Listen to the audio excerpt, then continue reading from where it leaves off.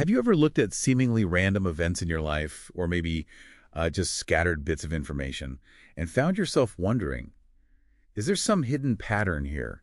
Like a design you haven't quite perceived yet. Well, today we're actually diving deep into exactly that. We've taken 7 biblical verses, seemingly picked at random. Okay, which ones? We've got 1 Chronicles 8.32, Hosea 7.12, 2 Kings 14.5, Exodus 14.8, 4 Samuel 12.22, 2 Chronicles 10.19, and Ruth 4.4. Quite a mix. Right. And our mission really is to see if these separate passages actually reveal something. Well, non-random, a connected outcome. Ah, okay. So the goal is kind of like giving you, the listener, a shortcut to maybe see connections you'd normally miss just reading them one by one. Exactly. We're looking for an underlying coherence. Is there a consistent theme, a theological framework tying these together, rather than just, isolated bits? Makes sense. Did you find one? We did, actually. We found 4 pretty strong themes that seem to weave these verses together. It's quite fascinating. The themes. Okay, lay them on us. All right. So first, divine sovereignty and human agency, how God's plan works, even through human actions, sometimes resistance. Okay. Second, covenant fidelity versus human rebellion. That tension, God's faithfulness and our tendency to stray. Got it. Third is lineage, inheritance, and redemption. Think family lines, legacy, the kinsman redeemer idea. Right, like in Ruth. Precisely. And fourth, justice, law, and divine purpose. How justice works, both human and divine, according to God's standards. Wow. Okay, so those 4 themes emerged from just those 7 verses. That's what we found, yeah. It suggests that what we're about to unpack isn't just like a random verse study. No, it sounds more like uncovering a consistent picture of God's character and how he interacts with people throughout history. Yeah. A shortcut to seeing that bigger story. Exactly. Okay, let's maybe dig into that first one. Divine sovereignty and human agency. That always fascinates me how those two interact. Yeah, me too. Right. It's a big one. And you see it clearly in Exodus 14.8. It says, the Lord hardened Pharaoh's heart. Right, which sounds quite controlling. It does, but context is key. It seems less like God making Pharaoh evil and more like he's strengthening Pharaoh's existing stubbornness, using it, really, Yeah, how? to set the stage for this huge, dramatic rescue of Israel at the Red Sea. So Pharaoh's resistance becomes part of God's liberation plan. Uh-huh. And then look at Hosea 7.12. God says he'll catch Israel like birds in a net because they've turned away from him, their apostasy. So that's judgment. It is judgment, yes, but notice it's a direct response to their choices. Yet how and when that judgment happens, that's firmly God's sovereign decision. So God's incorporating human actions, even rebellion, into his bigger plans. Is that fair to say? I think that's a good way to put it. And that leads us right into the next theme, actually. Which was covenant fidelity and human rebellion. Exactly, this tension. How does God stay faithful when humans, aren't? Good question. 1 Samuel 12.22 gives a powerful glimpse. It says, the Lord will not forsake his people for his great name's sake. Wow.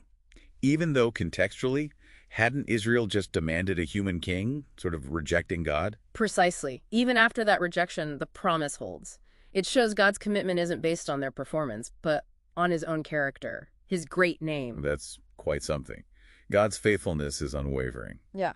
But we still see the consequences of Israel's choices, right? Like in that Chronicles verse. We do. That's 2 Chronicles 10.19. It bluntly states Israel remained in rebellion against David's house to this day. It shows the long-term impact of their choices. So you have both side by side.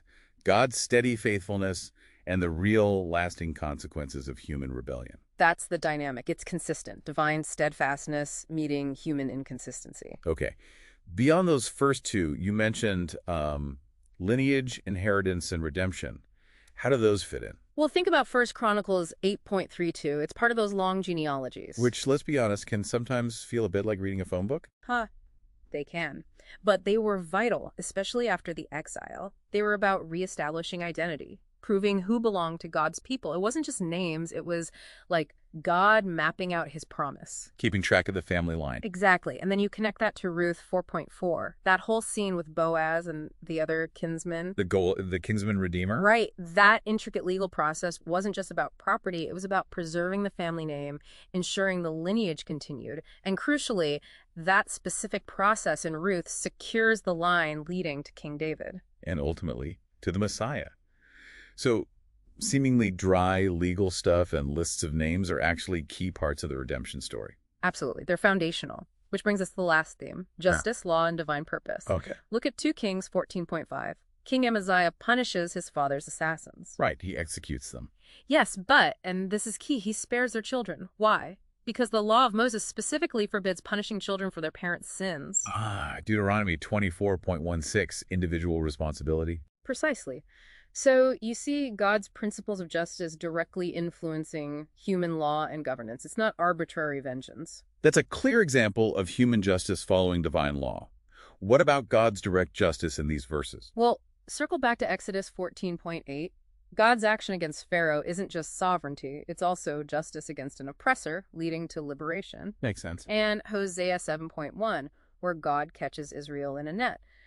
While it's judgment, it's presented as a just response to their breaking the covenant, a corrective action tied to their choices. So across these verses, you see this consistent application of justice, whether through human rulers following God's law or God acting directly based on his principles. Exactly, it ties it all together. Okay, so stepping back, what's the big takeaway? What does finding these themes across 7 random verses really tell us? Well, I think the powerful non-random outcome, as we called it, is this. These verses, far from being disconnected, paint a remarkably consistent picture. A picture of God. Yes, a God who is sovereign, who is deeply faithful to his covenant promises even when people aren't, who cares about lineage and redemption, and who operates according to justice and his divine law. He's actively involved in history, through both judgment and salvation. So it reveals a coherent theology woven through seemingly random parts of the text. That's what we see, yeah. It really makes you wonder then, if you can find these deep, interconnected patterns in ancient texts just by looking closely, what about the seemingly disconnected things in your own life or just in the world around us?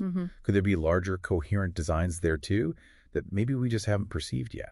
That's a powerful thought to leave with, this kind of deep dive, looking for connections. Maybe it's just the start of uncovering a whole lot more.